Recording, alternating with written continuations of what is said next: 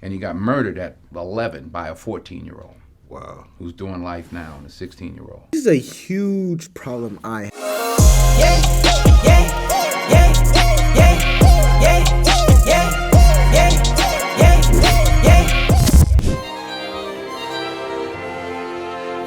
This is about Denzel Washington, not about his acting, which is great. No, this is about his perspective. He's probably the only person in Hollywood speaking the truth about so-called race relations. Now, don't get me wrong. He's nobody's Republican. He probably wouldn't have voted for Donald Trump if you paid him. But for Black people in particular, do you think that we can truly make change as things are right now? Well, it starts in the home. You know, if the father's not in the home, the boy will find the father in the streets. Denzel Washington, probably arguably the greatest African-American actor that there is. Some would probably disagree with that, but he's a great actor. That's all I'm saying. A great role model.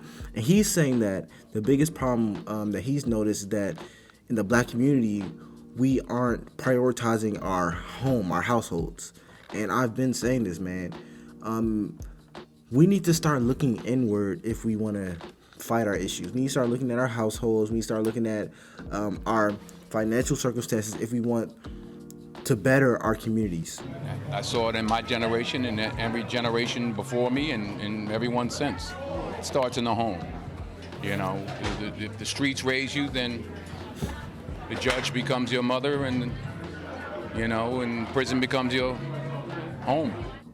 This interviewer was determined to get Denzel Washington to go BMW. For those of you new to the El Dorado Nation, BMW stands for bitch, moan, and whine, and Denzel Washington wasn't having it. I want to just ask you, though, about the issue of race relations, because the film touches upon that. Right now, under President Obama, over the last 8 years, in your mind, have race relations improved under his leadership? You know, race relationships have to do with race relationships. You're white or whatever you are, I'm black or whatever I am. We're standing here talking now. That's how we get things done. You can't legislate love. That's facts, man. I feel like it's a lot of division, a lot of artificial division in society. Like, we try to basically race bait each other. You go to a black man who's famous and you're asking him, how do you feel about Barack Obama being president? Racial division. A white man interviewing a black man and you're talking about a hypothetical or artificial racial division. No, the way we get things done is by you talking to me, I'm talking to you, we're both human, let's solve the issues that we seem that need to be solved. Like, that's how I think society should be. The President of the United States can't legislate us into liking each other. We have to step forward and ask questions about each other and engage. There's no law that says, oh, because I'm president, you all got to get along now. So it's up to us. He tried again. Denzel, talk to me about systemic, institutional, structural, foundational, endemic racism. And Denzel Washington wasn't going with it. There's been so many protests in America, especially during the election. Black Lives Matter movement, for example, and those issues. Has that movement in particular, the Black Lives Matter movement, helped race relations or not in America? Well, listen, we live in America. And in America, we have the freedom to express ourselves. We shouldn't take that for granted. So whatever the movements are, whether you agree with them or don't, they have the right to express themselves. So that's one of the great things about being in this country, that you do have the right to protest. You see, here's the deal. Denzel Washington is not a victocrat. He knows damn well why so many blacks are involved in the criminal justice system. That announcer, if you didn't catch him, he basically asked him, has the Black Lives Matter movement helped racial relations within the United States? Denzel Washington, I don't know if y'all caught this, didn't really answer his question. He said that as a citizen, we have the right to freedom of speech. Like, you're allowed to protest if you so choose, and that's a freedom that we have here.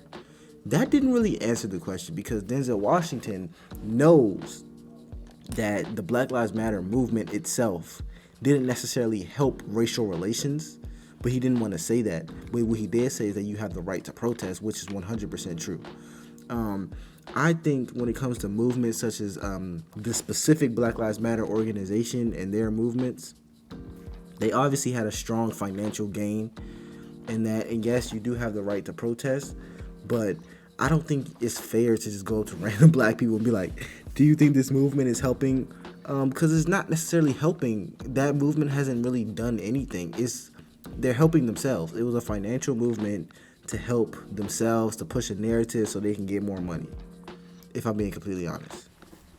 It was something I read where you talked about your people from Mount Vernon saying that, you know, like they've done like 40 years in the penitentiary together. So, and, you know, incarceration rates in America has been a problem, especially as opposed to minorities. And Roman delves into the issues around the legal system. Do you think we've made any headway in the I legal think it's more important to make headway in our own house. By the time the system comes into play, the damage is done. They're not locking up 7-year-olds. Yeah. You know, I was in Chicago a couple of 3-4 weeks ago, and we saw these little kids on bikes with masks on the side of their head, like 5 or 6 of them. And the driver said, yeah, they're little yummies. I said, who? He said, little yummies. Look up, Google Lil Yummy. Lil Yummy was an 11-year-old murderer.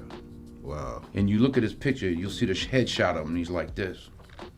And he got murdered at 11 by a 14-year-old. Wow. Who's doing life now, and a 16-year-old. This is a huge problem I have. A huge problem I have. We talk about systematic racism, racial discrimination, and it's all fine and dandy. Like these are what our movements. This is what the Black Lives Matter organization. This is what they focus on. But when you talk about our household structures, when you talk about we got little kids committing heinous, like, bro, we got little kids committing heinous crimes. They actually are committing the crimes because little kids get less strict sentences. So the gangs are using the kids to commit the crimes because they know this is their child. They won't be charged as bad. That's what's happening in these gangs. But when you talk about stuff like that, it's like everybody just turns a blind eye. Like, oh, I don't see it. That happened? I don't even know what you're talking about. What do you mean our households? What do you mean 3 or 4 black children don't grow up in a 2-parent household?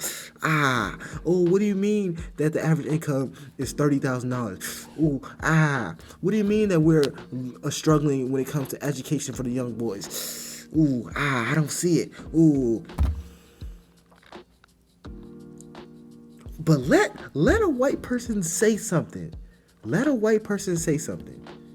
Let a white person do anything that the Black Lives Matter organization doesn't like. Watch what happens. Everybody's protesting. And I'm not saying that they're wrong. All I'm saying is we have much bigger issues that we are literally, as a culture, we are literally ignoring them. Makes no sense. You blame the system? Where was his father? It starts in the house. It starts in the home. And yeah, well, my father got locked up. Well, where was his father? Yeah. And Mr. Washington talked about the friends he grew up with and what happened to them. Like I did talk about my 3 closest friends, and they did, 15 to 25. One did 28, this and that.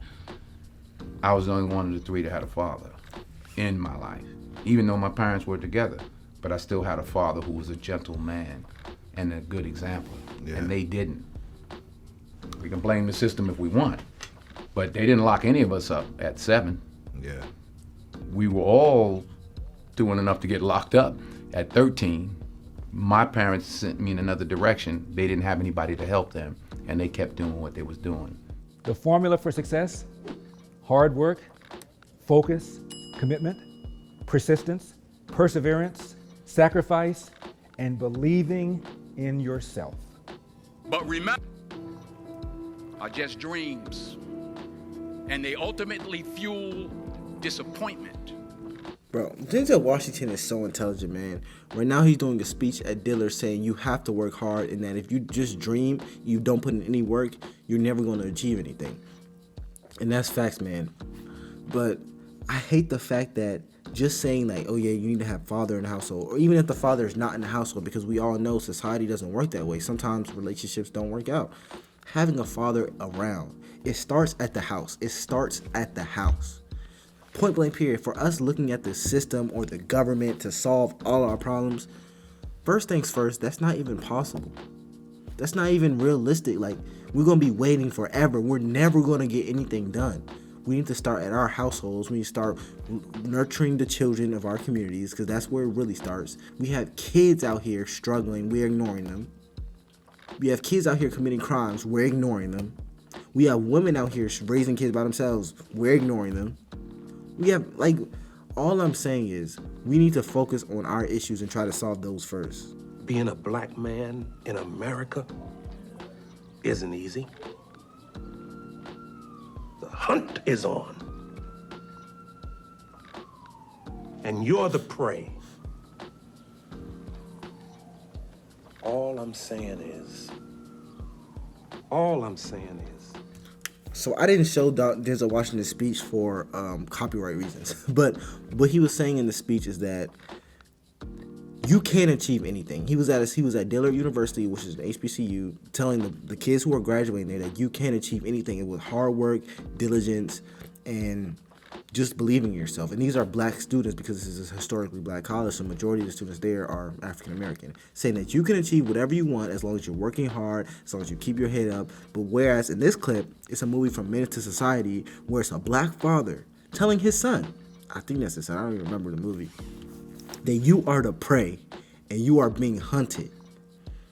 Y'all already know what happened at the end of this movie. The son he's talking to, yes, of course he passed away, because this is his role model. survive. To this, We all have different talents. Some of you will be doctors, some lawyers, some scientists, some educators, some nurses, some teachers. Yeah, okay. Some preachers. The most selfish thing you can do in this world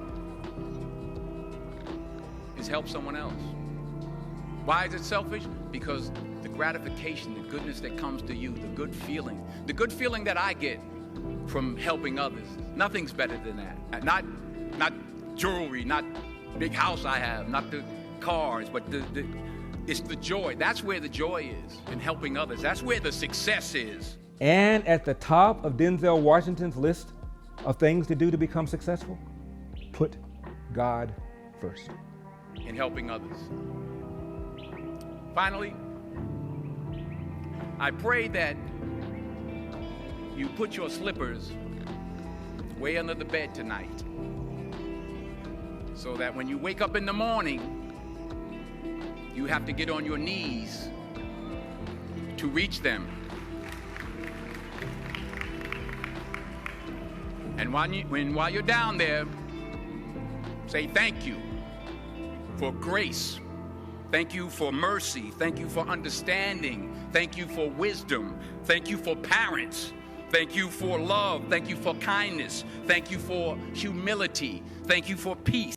And these are the type of role models that we need more of in society, bro. This is what young children need, not people saying, well, you're never going to achieve anything. We have these systematic barriers who are strategically and objectively holding. No, bro, we don't need no more of that. We don't need no more of that.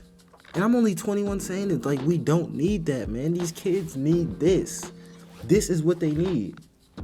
We need strong male role models. We need strong women role models. And I think we're getting closer to that, but I feel like it's a lot of victimizing ourselves, and we don't need to victimize ourselves anymore, man, at all. But if y'all like this video, leave suggestions in the comments, and I will see y'all.